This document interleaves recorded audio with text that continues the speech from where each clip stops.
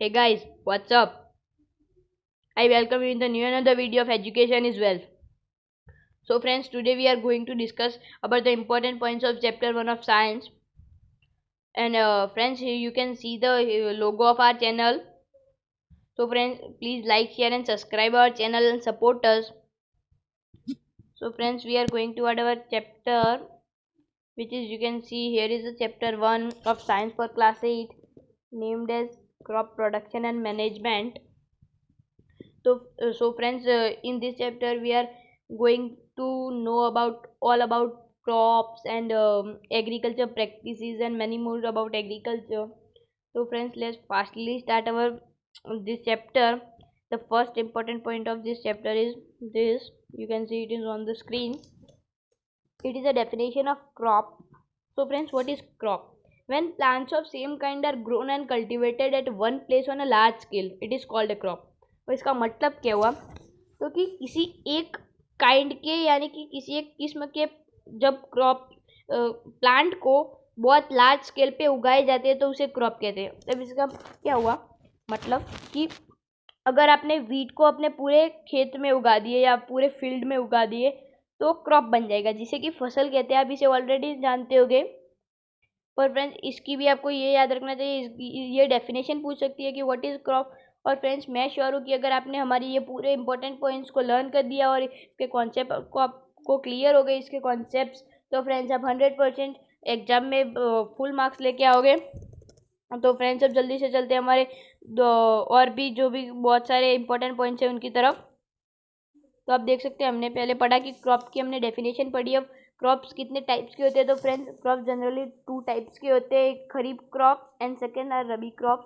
तो हम पहले खरीफ क्रॉप्स के बारे में जान लेते हैं और फिर रबी क्रॉप्स पर आएंगे. तो what are kharif crops? The crops which are sown in the rainy season are called kharif crops.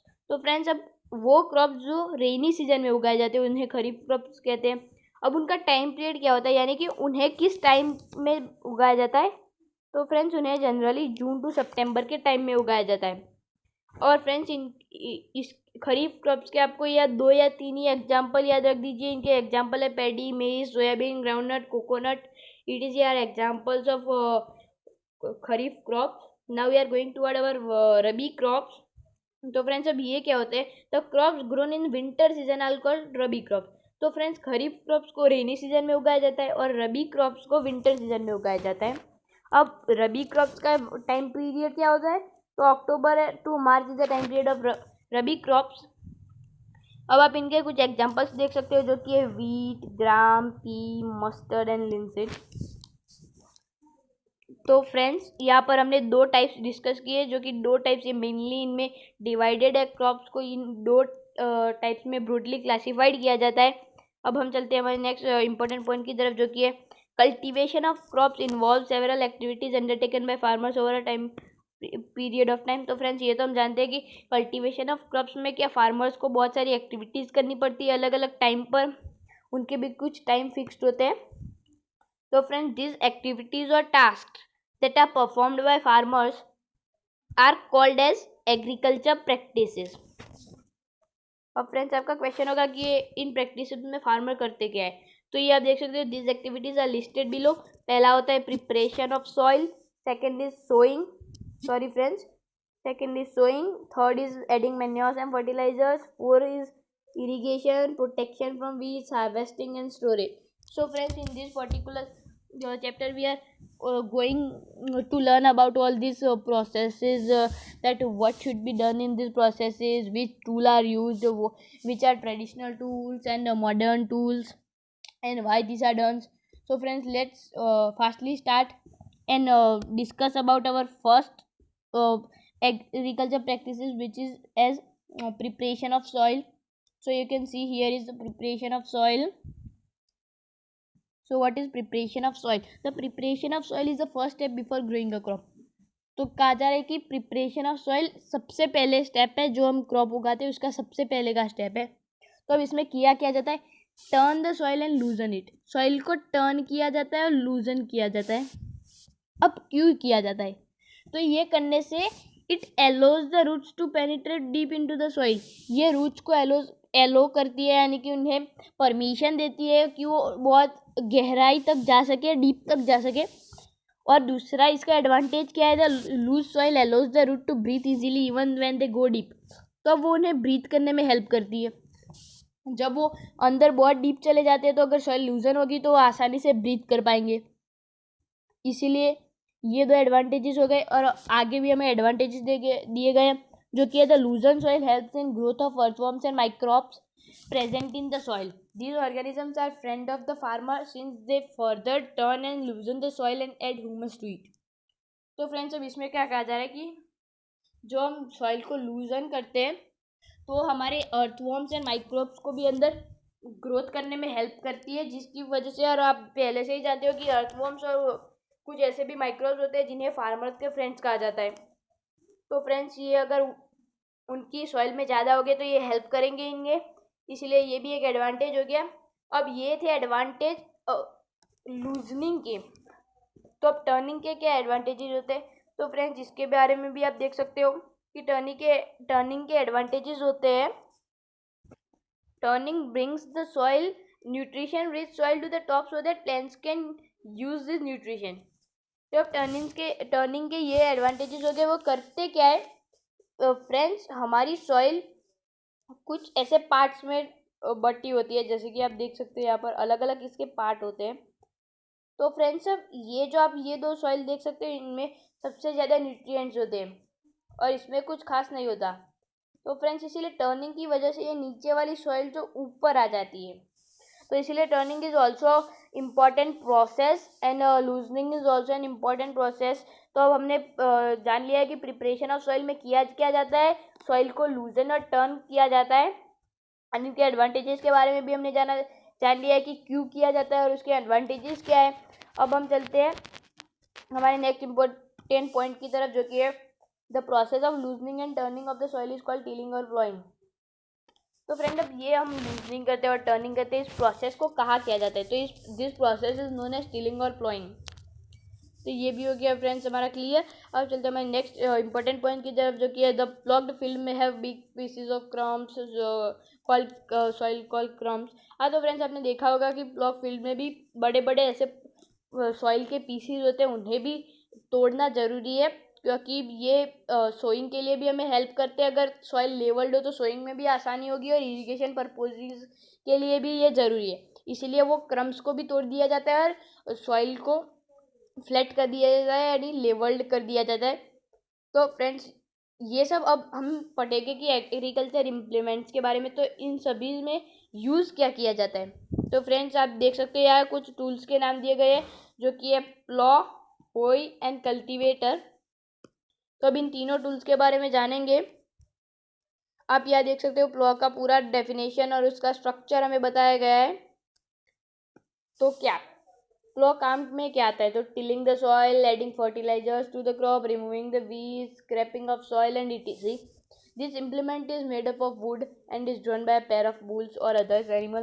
तो ये बना होता है वुड से, और ये दो पेयर ऑफ बुल्स यानी कि दो बुल से खींचा जाता है, और अदर एनिमल जैसे कि हॉर्सेस, कैमल्स एंड और भी एनिमल्स को इसके लिए यूज़ किया जाता है। It contains a strong triangular iron strip called ploughshare. ये एक ट्राइंगुलर की स्ट्रिप होती है स्ट्रॉन्ग। फ्रेंड्स इसका मैं आपको फोटो भी दिखाऊंगा कि ये कैसे, इसमें बुक में ही दिया गया है इसका फोटो।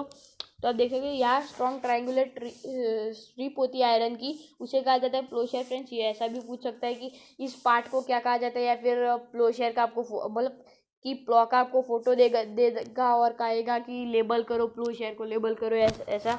तो फ्रेंड्स इसे भी याद रखना जरूरी है। तो ट्राइंगुलर टिप को कहा जाता है प्लोशेयर। अब the main part of a plough is a long log of wood which is called a plough shaft. अब जो लॉन्ग वुड का जो लॉग होता है उसे प्लो शेफ्ट कहा जाता है। And there is handle at one end, the other end is attached at a beam which is placed on bullocks neck. तो बीम और दूसरे पार्ट पे एक बीम होती है जिसे बुल्स के नेक पर रख दिया जाता है, और एक बुल्स, और यहाँ पर आप देख सकते हैं one pair of bull and a man can easily operate the plough. One pair of bull यानी कि दो बुल्स और एक मैन इजीली ऑपरेट कर सकता है एक प्लॉ को। तो फ्रेंड आप यह देख सकते हो the indigenous wooden ploughs increasingly replaced by iron ploughs nowadays. तो पहले के ज़माने में वुडन प्लॉज हुआ करते थे, पर अब इन्हें रिप्लेस्ड करके आयरन के प्लॉज ला दिए गए हैं। तो फ्रेंड्स क्योंकि ये लॉन्ग टाइम चल सके और इन्हें कोई होना, तो फ्रेंड्स आप यहाँ देख सकते हो, ये है प्लॉ का फोटो डायग्राम जो भी आपका हो। ये रही हमारी प्लॉशेयर, ये हमने कहा था ट्रायंगुलर स्ट्रिप जैसा होता है, ये आप देख सकते हो, दिस इज कॉल्ड एज प्लॉशेयर। ये हमने बीम नहीं sorry friends, shaft long log होता है वुड का, ये कहा था, वो प्लॉ शाफ्ट कहा जाता है। और फ्रेंड्स बीम को इस डायग्राम में दिखाया गया है, आप देख सकते हो, ये बुलॉक की नेक पर ऐसे रखा गया है, इसे बीम कहा जाता है। और यहाँ पर ये सारे भी इसमें किए गए, ये प्लॉशेफ्ट और प्लॉशेयर भी यही में दिखाई गई है, आप देख सकते हो। ये रही प्लॉशेयर, ये मिट्टी के अंदर ऐसे घुस जाती है और फिर जब चलते हैं तो ऐसे मिट्टी खुदती जाती है। और ये है हमारी प्लॉशेयर, आप देख सकते हो। तो अब हमने डिस्कस कर लिया है प्लॉ को, अब चलते हैं होई की तरफ। व्हाट इज होई? तो it is a simple tool which is use for removing weeds and for loosening the soil. ये दो पर्पजेज के लिए काम आता है, एक तो रिमूविंग वीड्स के बारे में हम आगे पढ़ेंगे, ये भी हमारे इस चैप्टर में इंक्लूडेड है। और फिर लूजनिंग द सॉइल, और सॉइल को लूज करने में, it has a long rod of wood और iron, a strong broad and bent plate of iron is fixed to one of its ends end. तो एक लॉन्ग रॉड होता है would और आयरन का, और उसके नीचे आयरन की एक प्लेट फिक्स्ड की हुई होती है, स्ट्रॉन्ग एंड ब्रॉड। इसका भी फ्रेंड्स डायग्राम देखेंगे। Works like a blade, it is pulled by animals, ये भी एनिमल से पुल्ड किया जाता है। आप ये देख सकते हो, ये रही बीम, ये है रॉड, वो आयरन का भी हो सकता है ये, और वुड का भी हो सकता है। ये हमारी बेंट प्लेट, और ये ग्रिप है, और ये हैंडल। तो फ्रेंड्स इसे भी पुल्ड बाय एनिमल्स, इसे भी एनिमल्स के द्वारा ड्रिवन किया जाता है। इसका डायग्राम यहाँ देख सकते हो। अब चलते हैं हमारे मॉडर्न टूल की तरफ, जो कि है कल्टीवेटर। फ्रेंड्स इसे मोस्टली यूज़ किया जाता है अभी के फार्म्स में, अभी के फार्मर्स इसे बहुत ज़्यादा यूज़ करते हैं। अब कल्टीवेटर क्या होता है? तो friends nowadays ploughing is done by tractor driven cultivator. अब कल्टीवेटर को ड्रिवन ट्रैक्टर से किया जाता है। The use of cultivator saves labour and time. या friend this is a very much advantages of cultivator. ये लेबर और टाइम को सेव करता है। अब कैसे सेव करता है? अगर आप जैसे कि होई या प्लॉ से करोगे तो बहुत टाइम भी लगेगा। और क्यों टाइम लगेगा? क्योंकि वो ऐसे एक ट्रायंगुलर होगी, ऐसे टिप होगी, जो कि प्लोशेयर कहा जाता है उसमें, तो उतने में ही करेगी, मतलब खुदाई उतने में ही करेगी। और ये आप देख सकते हो कितनी सारी ऐसी शेयर्स है। और दूसरा क्या कि एक ही जना, कोई भी एक जना बैठ के चला लेगा ट्रैक्टर को और हो जाएगा, पूरा खेत खुद जाएगा। तो फ्रेंड्स इसीलिए ये लेबर और टाइम दोनों को ही सेव करता है, और कम टाइम में भी हो जाएगा। तो कल्टीवेटर के ये बहुत बड़े एडवांटेजेस है। तो फ्रेंड्स अब हमने डिस्कस कर दिया है प्रिपरेशन ऑफ सॉइल। अब चलते हैं सीधा हमारे सोइंग की तरफ, जो कि हमारा सेकेंड एग्रीकल्चर प्रैक्टिसेस। अब इसमें क्या होता है वो हम देख लेते हैं। Sowing is the most important part of crop production. Before sowing good quality seeds selected. तो फ्रेंड्स वैसे सोइंग में होता क्या है, हम सीड्स को मिट्टी में डाले जाते हैं जिससे वो प्लांट में कन्वर्ट होते उगते हैं। पर उसके पहले क्या किया जाता है, गुड क्वालिटी के सीड्स को सिलेक्ट किया जाता है। अब आप सोच रहे होंगे कि ये कैसे किया जाता है, क्या इसके लिए कोई लेबोरेटरी या ऐसे में ले जाना पड़ता है? नो फ्रेंड्स, इसमें एक सिंपल क्या होता है कि आप जैसे कि कोई पानी का कंटेनर भर लीजिए, इसमें पूरा पानी रखिए, और अगर आप इसमें सीड डालोगे तो जो सीड्स ऊपर फ्लोट करेंगे वो बेड सीड्स हो गए, यानी कि अनहेल्दी हो गए, और जो नीचे सिंक हो जाएंगे वो गुड सीड्स हो गए। अब ये फ्रेंड्स आप इसका भी रीज़न मांगोगे कि क्यों ऐसा होता है। तो फ्रेंड्स अब जो ऊपर तैरते हैं वो बेड सीड्स है। अब वो ऊपर तैरते क्यों है? क्योंकि फ्रेंड्स बेड सीड्स होते क्या है, वो क्यों बैड होते हैं? क्योंकि वो अंदर से रॉटन होते हैं। अब रोटन हो गए तो क्या हो गया, अंदर से पूरे खोखले हो गए, और खोखले हो गए तो उनका वेट कम होगा, इसीलिए वो ऊपर तैरेंगे। और हेल्थी सीड्स का वेट ज़्यादा होता है, वो खोखले नहीं होते, इसीलिए नीचे डूब जाते हैं पानी में। तो ये सिंपल एक टेस्ट कर सकते हो, आप अपने घर पे भी कर सकते हो इसका एक्सपेरिमेंट, या फ्रेंड्स पूरा इसी टेस्ट के बारे में बताया गया है। अब चलते हैं हमारे इसके लिए टूल्स कौन से यूज़ होते हैं। तो फ्रेंड्स ट्रेडिशनल टूल है हमारा लॉन्ग शेप्ड फनल। पहले फ्रेंड्स लॉन्ग फनल यूज़ की जाती थी, जैसे कि आप देख सकते हो, जो कि बुलॉक से ड्रिवन की जाती थी। आप ऐसे यहाँ ये फनल है, यहाँ से फार्मर दाने फेंकते थे और ये जाके अंदर ये फनल अंदर तक होती थी तो यहाँ गिरते थे।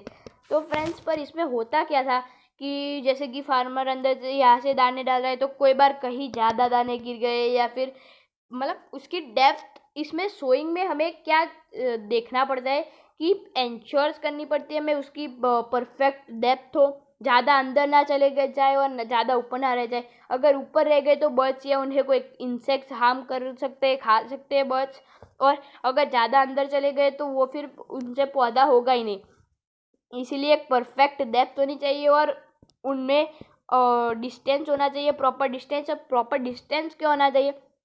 क्योंकि फ्रेंड्स अगर प्रॉपर डिस्टेंस नहीं होगा, आपने अगर एक जगह पे बहुत सारे सीड डाल दिए तो ये उगने के लिए एक दूसरे से कॉम्पीट करेंगे। इतने में जितना न्यूट्रिशन होगा ये उन सबको लेने के लिए कॉम्पीट करेंगे और इसीलिए किसी भी सीड्स की अच्छी ग्रोथ नहीं हो पाएगी। इसीलिए हमें प्रॉपर डेप्थ और प्रॉपर डिस्टेंस को इंश्योर करना पड़ता है। और फ्रेंड्स इसमें ये इतने अच्छे से हम कर नहीं पाते, तो इसीलिए हमने मॉडर्न टूल इन्वेंट किया जो कि है सीड ड्रिल। अब ये सीड ड्रिल होता क्या है? Nowadays the seed drill is used for sowing with the help of tractors. अब ये भी ट्रैक्टर ड्रिवन है। फ्रेंड्स आपने देखा कि जो भी अब मॉडर्न टूल निकल रहे हैं वो ज़्यादातर ट्रैक्टर ड्रिवन होते हैं, नो कि कोई एनिमल से आप ड्रिवन करवा लो या ऐसा कुछ। This tool shows the seed uniformly eight proper distance and depth. तो फ्रेंड्स हमारा ये प्रॉब्लम सॉल्व हो गया कि प्रॉपर डिस्टेंस और प्रॉपर डेप्थ पे डालेगा। अब ये हमें इंश्योर करना था, ये हमारा श्योर हो गया कि हाँ इतने पे ये परफेक्ट ही करेगा ये काम। तो अब हमारा सारी प्रॉब्लम्स खत्म हो गई। In ensure the seed get covered by soil after sowing. और ये जब अंदर डाल दे सीड उसके बाद भी ये इंश्योर करता है कि ऊपर मिट्टी आ जाए, क्योंकि बर्ड्स उसे कोई हार्म ना पहुंचा सके, डैमेज ना कर सके। इसलिए फ्रेंड्स तो ये बहुत ही इम्पोर्टेंट टूल है। अब आप यहाँ इसकी फ़ोटो देख सकते हो। यहाँ से फ्रेंड्स यहाँ ऊपर यहाँ दाने डाले जाते हैं, एक सेकेंड, यहाँ ऊपर यहाँ दाने डाले जाते हैं और इससे ये पाइप है फ्रेंड्स, यहाँ कम दी गई है पर ऐसे होती है जिससे वो दाने निकलते हैं और इसमें से नीचे गिरते हैं। तो ये प्रॉपर डेप्थ भी हो जाती है और डिस्टेंस आप देख सकते हो, इतना डिस्टेंस हर सीड के बीच में रहेगा। तो इसलिए friends this is very important और अच्छा टूल है, लेबर को सेव करता है, टाइम को भी सेव करता है। इसलिए फ्रेंड्स अब चलते हैं हमारे नेक्स्ट एक्टिविटीज़ की तरफ। एग्रीकल्चर हमने इसमें देखा कि कैसे उगाए जाते हैं और कौन से टूल यूज़ होते हैं, मॉडर्न टूल है, ट्रेडिशनल टूल के बारे में हमने डिस्कस किया। अब एडिंग मैन्योर्स एंड फर्टिलाइजर्स। तो फ्रेंड्स आपको ये पढ़ते ही आपके दिमाग में क्वेश्चन आएगा what are manures and fertilizers. तो यहाँ पर इनकी डेफिनेशन है the substance which are added to the soil in the form of nutrients for the healthy growth of plant are called manures and fertilizers. तो friends जो substance डाले जाते हैं हेल्थी ग्रोथ, वो न्यूट्रिशन प्रोवाइड करते हैं soil को और उन सब्सटेंसेस को और उससे न्यूट्रिशन प्रोवाइड करते हैं तो हेल्थी ग्रोथ होगी प्लांट की, और उन सब्सटेंसेस को मैन्योर एंड फर्टिलाइजर्स कहा जाता है। You can see here. तो फ्रेंड्स हमने मैन्योर्स एंड फर्टिलाइजर्स क्या होते हैं ये भी डिस्कस कर दिया। अब चलते हैं हमारे नेक्स्ट इंपॉर्टेंट पॉइंट की तरफ, जो कि farmers have to add manure to the fields to replenish the soil with nutrients. This process is called manuring. अब जो फार्मर्स मैन्योर्स को ऐड करते हैं उस प्रोसेस को मैन्योरिंग कहा जाता है।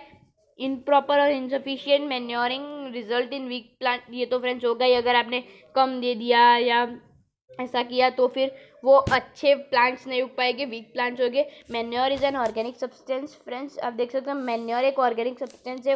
वो ऑब्टेन्ड किससे होता है? तो वो डिकम्पोजिशन ऑफ प्लांट्स और एनिमल वेस्ट से ऑब्टेन्ड होता है। Farmer dump plants and waste in पेंट एंड ओपन प्लेसेस। तो फ्रेंड्स इसमें फार्मर जनरली करते क्या है, ऐसे पिट बना देते हैं ग्राउंड के अंदर। ये जैसे कि ग्राउंड है तो इसमें सब जैसे कि वो प्लांट एंड एनिमल के जो वेस्ट होते हैं वो यहाँ भर लेते हैं और ये ढक लेते हैं, तो जिससे वो डिकम्पोज हो जाते हैं और ये मैन्योर में कन्वर्ट हो जाते हैं। तो ये फ्रेंड्स फार्मर्स इजीली फार्म में या फिर उनके होम में बना सकते हैं।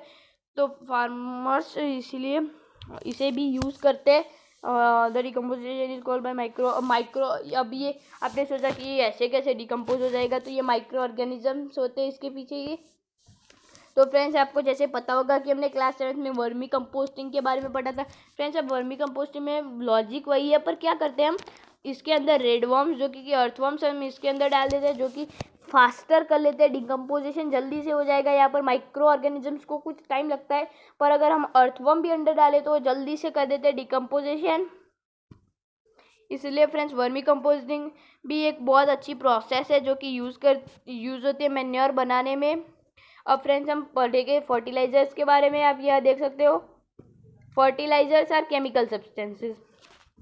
Fertilisers are chemical substances which are rich in a particular nutrition. How are they different from manure?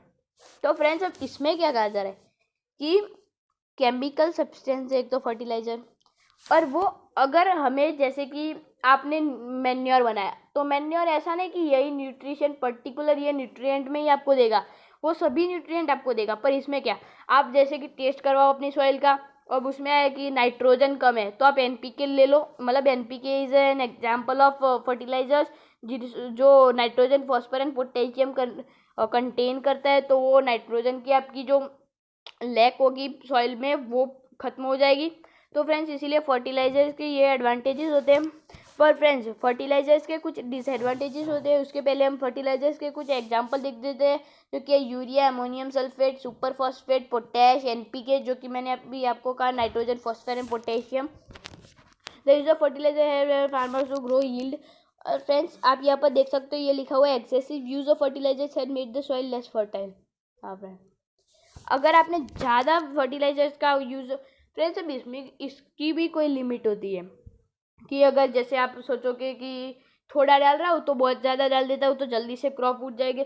No friends, ऐसा नहीं होता। ये ऊपर से सॉइल को हार्म करती है, लेस फर्टाइल बना देगी आपको सॉइल को। तो इसे आपके मॉडरेट अमाउंट में डालना चाहिए। तो fertilizers have also become the source of water pollution. अब ये वाटर पॉल्यूशन, अब आप सोच रहे होंगे कि वाटर पॉल्यूशन कैसे हो गया। ये तो हमने समझा कि सॉइल लेस फर्टाइल हो जाएगी कुछ उसके केमिकल्स की वजह से, पर वाटर पॉल्यूशन कैसे होगा? तो फ्रेंड्स अब इसमें होगा कैसे कि जैसे कि ये आपका खेत है, ये आपने प्लांट उगाए ये सब, और आपने फर्टिलाइजर्स को डाले, यहाँ फर्टिलाइजर्स पड़े, और अगर आपके डालने के कुछ ही देर के बाद रेनफॉल शुरू हो गई, तो अब ये जो आपकी रेनफॉल होगी वो किसी नाले में से होकर सॉरी फ्रेंड्स, किसी नाले में से होकर सीधा जाएगी नदी या किसी बिग ओशन में जाके मिलेगी। या फ्रेंड्स इसी से ये वाटर पॉल्यूशन होगा। आपने जो डाला वो केमिकल सीधा वाटर पॉल्यूशन में जाएंगे, ये हार्म करेंगे वाटर के एक्वेटिक एनिमल्स को, फिशिस को, टॉर्टोइज, टर्टल्स, इन सबको हार्म करेंगे। और फ्रेंड्स इसीलिए इसे एक्सेसिव यूज़ नहीं करना चाहिए, और वाटर पॉल्यूशन भी ये बहुत करता है। Therefore in order to maintain the fertility of the soil we have to substitute fertilizers by organic manure or leave the field uncultivated fallow in between two crops। अब फ्रेंड्स यही सिर्फ क्या आप सोच रहे होगे कि फर्टिलाइजर्स, अगर फर्टिलाइजर्स और मैन्योर्स कोई भी ना करना और हमें सॉइल को फर्टाइल बनानी है तो क्या ऐसी कोई चीज़ ही नहीं है? फ्रेंड्स है, इसके बारे में भी हम टू अनदर मेथड से उसके भी हम डिस्कस करेंगे। पर फ्रेंड्स मैं कहूँ तो फर्टिलाइजर्स आर मतलब organic manure are better than fertilizers, क्योंकि ऑर्गेनिक मैन्योर के मैं समझता हूँ कि एडवांटेजेस कम है पर उसके डिसएडवांटेजेस कुछ नहीं है। पर फर्टिलाइजर्स के जितने एडवांटेजेस है उतने ही डिसएडवांटेजेस है। फ्रेंड दूसरी मेथड क्या हो गई? तो अब आप एक तो मेथड हो गई कि आप अपनी मतलब जो आपकी सॉइल है उसे फैलो छोड़ दो। अब फैलो का मतलब क्या? उसे खाली छोड़ दो, उसमें कुछ ना उगाओ। यानी कि अगर आपने एक सीज़न उगाया तो दूसरी सीज़न उसे खाली रहने दो। उससे होगा क्या? सॉइल अपने आप न्यूट्रिएंट्स को रिप्लेनिश कर देगी, और अगर आप उसे फैलो रहने दोगे तो न्यूट्रिएंट्स को रिप्लेनिश कर देगी, और जिससे आप एक सीज़न अल्टरनेट उगाओगे, एक सीज़न को छोड़ दिया और फिर दूसरी बार उगाओगे तो बहुत अच्छी ग्रोथ मिलेगी उनको। ये एक मेथड है। अगर आपको ऐसा नहीं करना, उगाते ही रहना है कंटिन्यूअसली, तो आप क्या कर सकते हो? Another method of replenishing the soil with nutrients is through crop rotation. Crop rotation एक मेथड है। अब ये आप कहोगे कि क्रॉप रोटेशन क्या होता है? तो फ्रेंड क्रॉप रोटेशन में होता क्या है जनरली कि जैसे आपने पहले कुछ वीट या ऐसा कुछ उगा लिया, फिर आप एक लेग्यूमिनस प्लांट उगाओ। अब लेग्यूमिनस प्लांट क्या होते हैं? फ्रेंड लेग्यूमिनस प्लांट होते क्या वैसे, उनके रूट्स में राइजोबियम नाम का एक बैक्टीरिया रहता है जो जो एयर में प्रेजेंट नाइट्रोजन होता है उसे सॉल्युबल फॉर्म में कन्वर्ट करता है और सॉइल में लाता है, तो जिससे आपके नेक्स्ट साल जब आपने अभी इस सीजन में आपने वीट उगाए, बाद में आप जब लेग्यूमिनस उगाओगे, जो वीट ने जो यूज़ किया होगा नाइट्रोजन वो लेग्यूमिनस फिल से फिल कर देगा सॉइल में, और फिर से वो वीट जब आप उगाओगे तो वो उसे फुल नाइट्रोजन मिल सकता है। इसलिए फ्रेंड्स आप क्या करो, वीट उगाओ फिर लेग्यूमिनियस, ऐसे ही कोई अल्टरनेटिव उगाओ, कुछ भी आप उगाओ फिर लेग्यूमिनियस उगाओ फिर कुछ भी लेग्यूमिनियस, ऐसे करके तो ये भी रिप्लेनिश करती है सॉइल को। तो this is an important method, आप यहाँ पर देख सकते हो, इसके बारे में जिक्र किया गया है राइजोबियम बैक्टीरिया के बारे में, यहाँ पर आप देख सकते हो राइजोबियम बैक्टीरिया। तो अब चलते हैं जल्दी से हमारे नेक्स्ट पेज की तरफ, और इसमें हम पहुंच चुके हैं। आप पहले ये देख लीजिए फ्रेंड्स, डिफरेंस बिटवीन का एक यहाँ पर क्वेश्चन बनता है, fertilizers is inorganic, manures are organic and obtain by the decomposition of cattle dung and decomposition in sub any plants and animal waste. फिर fertilizer is prepared in factory, manures are prepared in field, और fertilizer can not provide any humus to the soil, manure provide humus to the soil. Fertilizers are very rich in plant nutrients like nitrogen, phosphorus and potassium. Manure is relatively less rich. Friends, अब इसमें कुछ और points भी add कर सकते हो, जैसे fertilizers harm the soil, manures do not harm the soil. Fertilizers become a very important, मतलब fertilizers provide water pollution and manures does not provide water pollution. तो फ्रेंड्स ये भी कुछ आप पॉइंट अपने से ऐड कर सकते हो। डिफरेंस बिटवीन का ये क्वेश्चन जरूर आएगा, तो फ्रेंड्स इसे भी याद रखिए। यहाँ पर कुछ मैन्योर्स के एडवांटेजेस दिए गए हैं। It enhances the water holding capacity of soil, it make soil porous due to which exchange of gases become easy, it increase the number of friendly microbe, it improves the texture of the soil. तो friends ये चार इसकी advantages है। अब चलते हैं हमारे next part की तरफ, जो कि इरिगेशन। इसमें फ्रेंड्स कहा क्या जा रहा है, इरिगेशन इम्पॉर्टेंट है, सभी लिविंग ऑर्गेनिज्म के लिए पानी उनको चाहिए। इरिगेशन क्या होता है, पहले तो आप इसकी डेफिनेशन आप यहाँ पढ़ सकते हो, the supply of water to crops at different interval of time is called irrigation. तो इसका क्या कह रहा है कि आप जब अलग अलग टाइम पे आप इसे सप्लाई ऑफ वाटर प्रोवाइड करते हो तो उसे इरिगेशन कहा जाता है। The time and frequency of irrigation varies from crop to crop, soil to soil and season to season. तो फ्रेंड्स अब इसमें क्या कहा जाए कि अब आपको कब देना है, टाइम एंड फ्रीक्वेंसी कितना देना है और कब देना है, ये आपने कौन सा क्रॉप उगाया है, कैसी सॉइल है आपकी और कौन से सीजन में उगाया, इस पर डिपेंड करता है। तो फ्रेंड अब आप यह देख सकते हो, plant contains nearly about 90% of water. Plants में 90% वाटर होता है, तो इसलिए उनको चाहिए ही चाहिए पानी।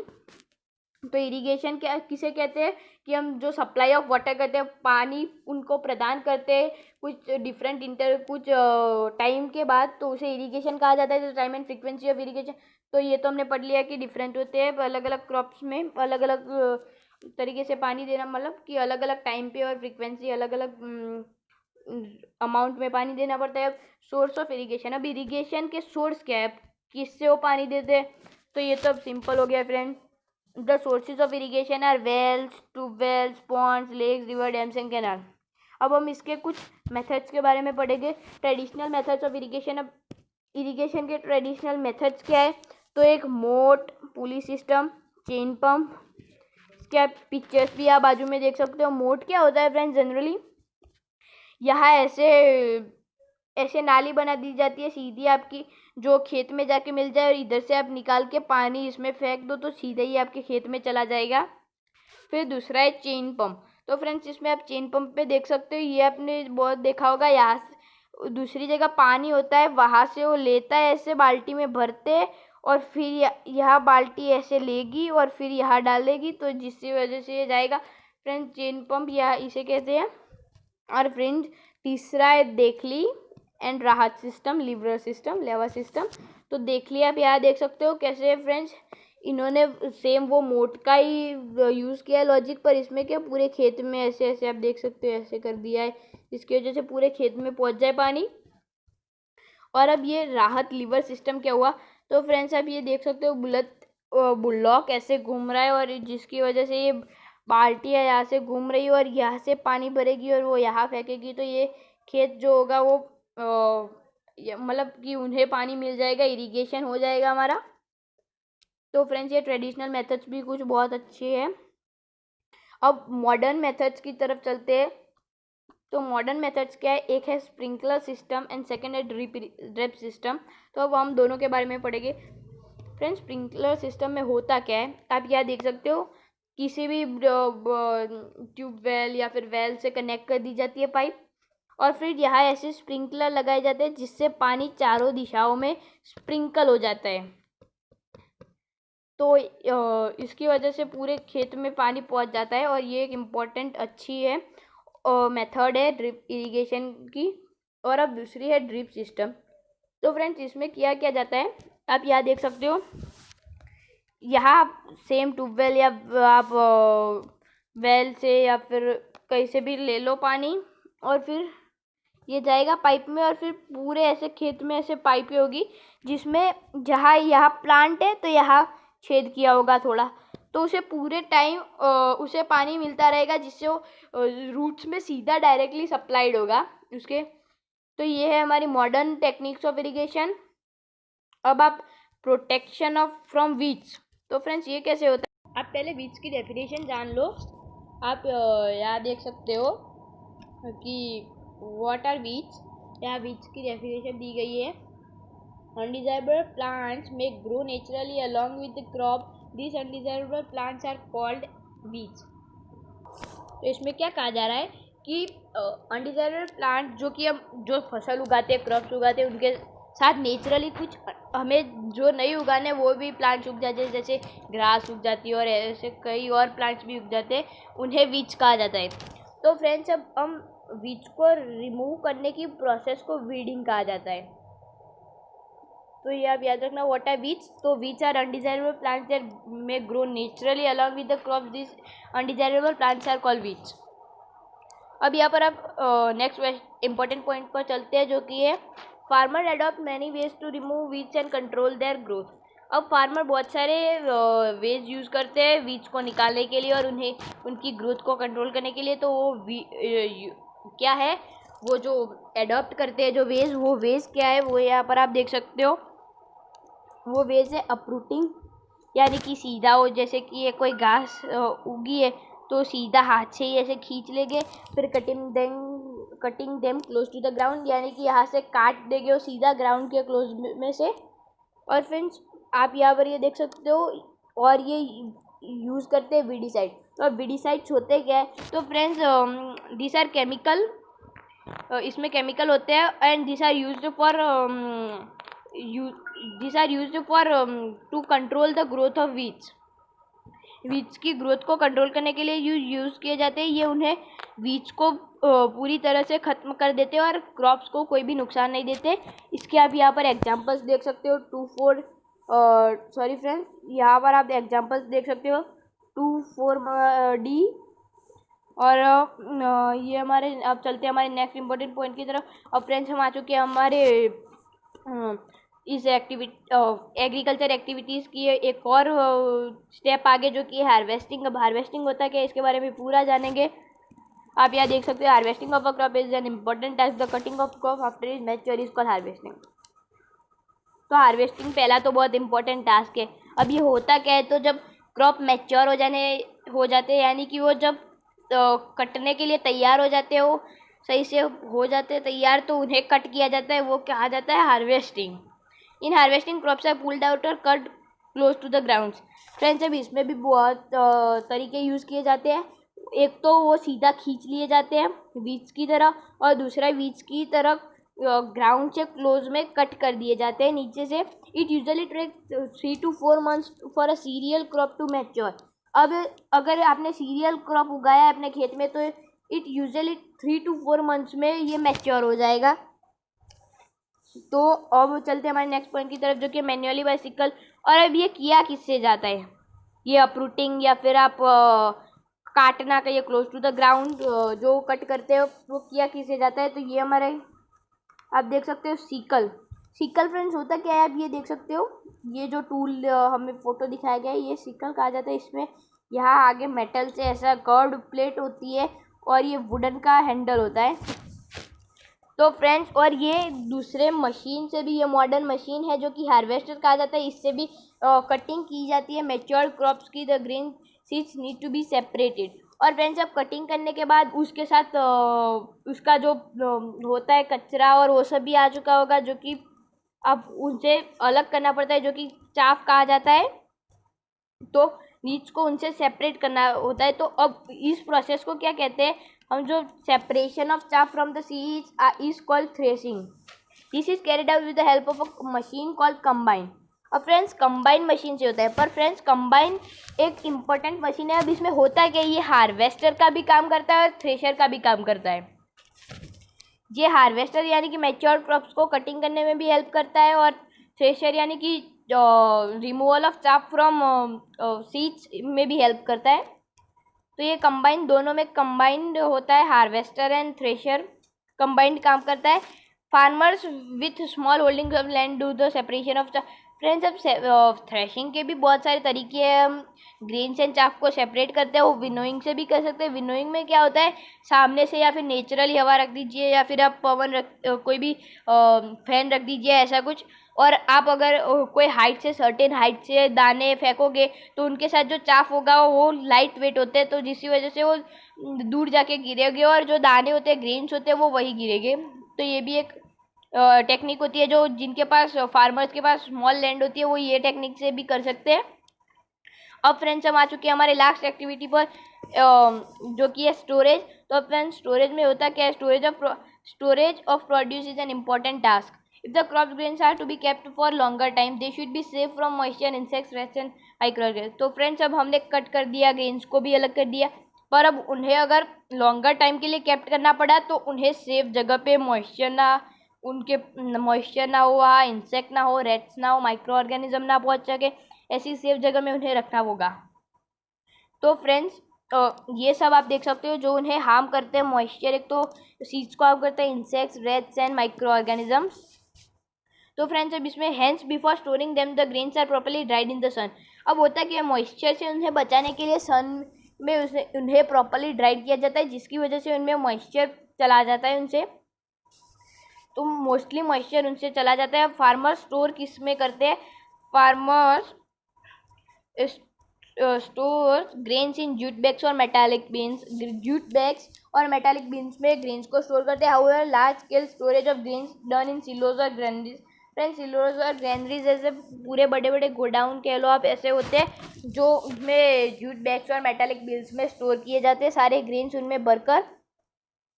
तो और अब फ्रेंड्स, हमें उनके जो मॉइस्चर और इंसेक्ट से बचाने के लिए ड्राइड नीम लीव्स को भी रखा जाता है, जिससे कि वो वहाँ पर मॉइस्चर तो नहीं, पर micro organisms and rats and insects भी ना पहुँच सके। तो ये भी एक टेक्निक यूज़ की जाती है। अब similarly animal Rudyard at home. तो फ्रेंड्स, अब हमारा एग्रीकल्चर एक्टिविटीज़ का टॉपिक हो चुका है ख़त्म। अब हम आ चुके हैं एनिमल हस्बेंड्री पर। तो अब एनिमल हस्बेंड्री होता क्या है। तो फ्रेंड्स, एनिमल हस्बेंड्री किसे कहा जाता है, जिसमें हम एनिमल्स रेयर्ड एट होम और in farms have to provided with proper food, shelter and care. Then when this is done on large scale, it is called animal husbandry. तो friends, इसमें क्या कहा जा रहा है कि हम, जैसे कि हमारे काम के एनिमल्स को हम रखते हैं, जैसे goat for wool and cow and buffaloes for milk and other thing, hen for eggs and other things. So friends, अब उनकी प्रॉपरली टेक केयर करना, उन्हें खाना देना, शेल्टर उन्हें देना और फूड भी देना। तो ये सब अगर लार्ज स्केल पर किया जाए तो इसे एनिमल हस्बेंड्री कहा जाता है। तो यू कैन अंडरस्टैंड दिस। और अब फ्रेंड्स, हमारा हो चुका है चैप्टर ख़त्म। एक बार हम हमारे कीवर्ड्स को कर देते हैं डिस्कस। तो हमारा पहला कीवर्ड है एग्रीकल्चर प्रैक्टिसेस। तो हमने देखा कि एग्रीकल्चर प्रैक्टिसेस में बहुत सारे होती है स्टेप्स जिसमें हमें फॉलो करना पड़ता है, जैसे कि preparation of soil, adding manures and fertilizers, irrigation and बहुत सारी होती है, तो वो सभी हमें करने पड़ते हैं।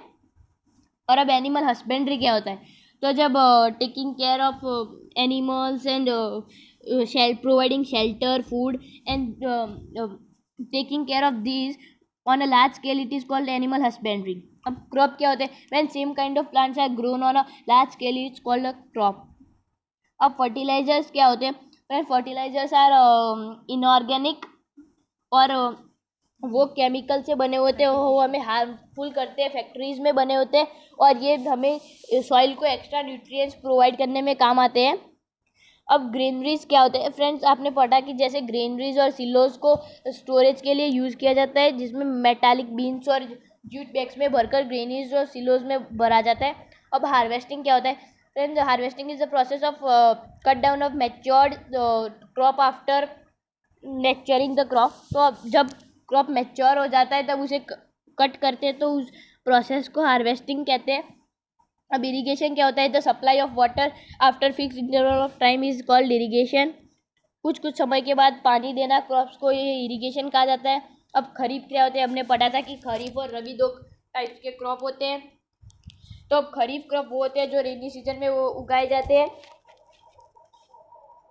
और अब मैन्योर क्या होते हैं? हमने पढ़ा कि मैन्योर आर ऑर्गेनिक एंड वो भी एक्स्ट्रा न्यूट्रिएंट्स देने के लिए यूज़ होते हैं. अब प्लो फ्रेंड्स हमने पढ़ा था कि प्लॉइंग और टिलिंग में काम आते हैं, जो कि उसमें लूजन और टर्निंग की जाती है. तो प्लो एक इम्पॉर्टेंट टूल है उसका. होई और वो भी काम आते हैं ये काम करने में. अब रबी क्रॉप क्या होते हैं? तो friends rabi crops are the crops which are grown in winter season. Seeds तो आपको पता ही होगा जिनसे प्लांट उगते हैं, उनमें से सिलोज तो हमने पहले ही डिस्कस कर लिया है कि ग्रेनरीज और सिलोज में मेटालिक बीन्स और जूट बैग्स में भरकर सीड्स को स्टोर किया जाता है इंसेक्ट मॉइस्चर और उन सब से प्रोटेक्ट करने के लिए. अब सोइंग फ्रेंड्स, हमने सोइंग के प्रोसेस के बारे में भी पढ़ लिया. सीड्स को सोन करना जिससे वो उग पाए, इसीलिए इसे सोइंग कहते हैं. स्टोरेज तो फ्रेंड्स हमने पढ़ा कि ग्रेनरीज एंड सिलोज में स्टोरेज किया जाता है और इन ग्रेन्स को स्टोर करना, नीम लीव्स ऐड करना और ये सब स्टोरेज में आता है. फिर थ्रेशिंग. तो friends threshing is the process of removal of chaff from seeds is called threshing. तो ये थ्रेशिंग हो गई. वीट्स फ्रेंड्स क्या होते हैं? The undesirable plants that grow naturally with our crops is called weeds. अब वीडिसाइड्स क्या होते हैं? The chemical that kills the weeds is called weedicide.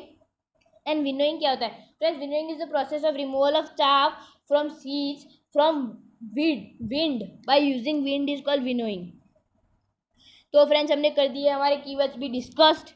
और अगर फ्रेंड्स आप यहाँ पर देख सकते हो इसकी एक्सरसाइज भी दी गई है.